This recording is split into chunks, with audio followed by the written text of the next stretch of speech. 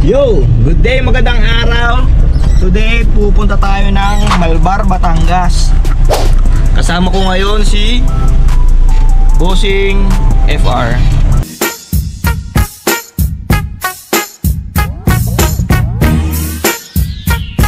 Tayo ngayon sa Santa Rosa. Pupunta tayo sa Greenfield. May pinadaanan yung supervisor ko, si Ma'am Joy, na kailangan daw natin kausapin yung admin para sa access ng ating i-install na tubo. Then kita-kita tayo sa admin. Tara. Bigla nga kaming napaligo sa Santa Rosa dahil may bigla ang meeting na kailangan nating puntahan. May mga bagay na kailangan nating isettle para ang ating project ay hindi mahahassle. Malapit na tayo sa kliyente kaya dito na tayo sa Greenfield, Paseo Mall or Paseo Outlet. Pupunta na tayo sa admin ng Greenfield.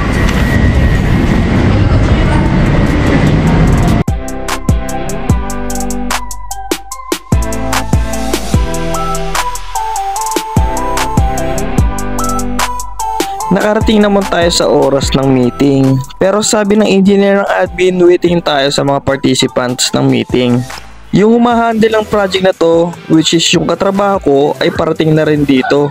Kaya naman, dumating si Boss Colin. Sub muna kami kasi siya yung nakatoka sa meeting. Pumunta na ako dito para umabot sa call time ng 10 AM. Pero wala pa daw yung ka-meeting namin with admin, which is yung ICT ng Paseo.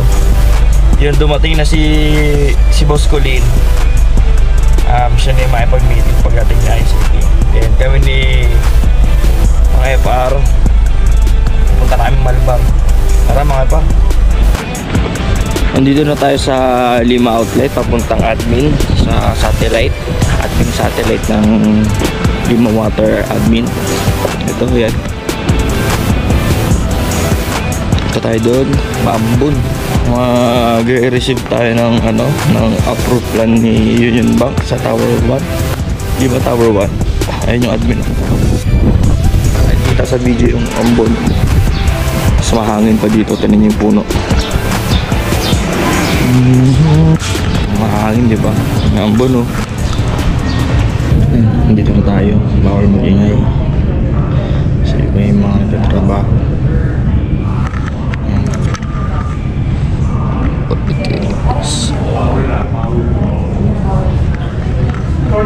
Waiting tayo sa reception para magpa-assist. Patawag natin si Sir Paul.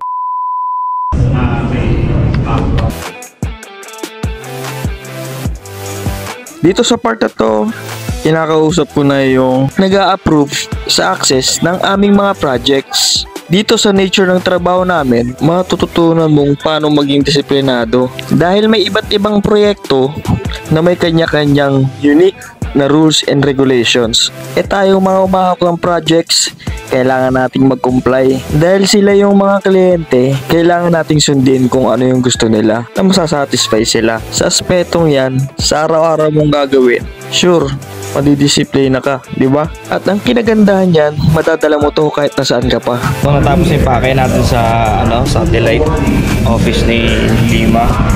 Then, pati na lang tayo. May ambon kasi mababasa yung papel.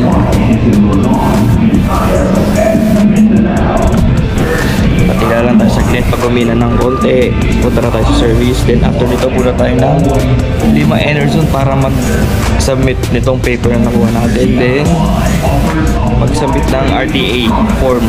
So ngayon, papunta na kami sa Lima Enerzone. Nagpalipas lang kami ng lunch break.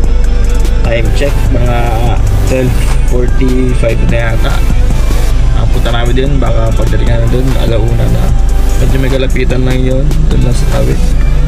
Dito na tayo, papasok na tayo sa office ng Lima Enerzone.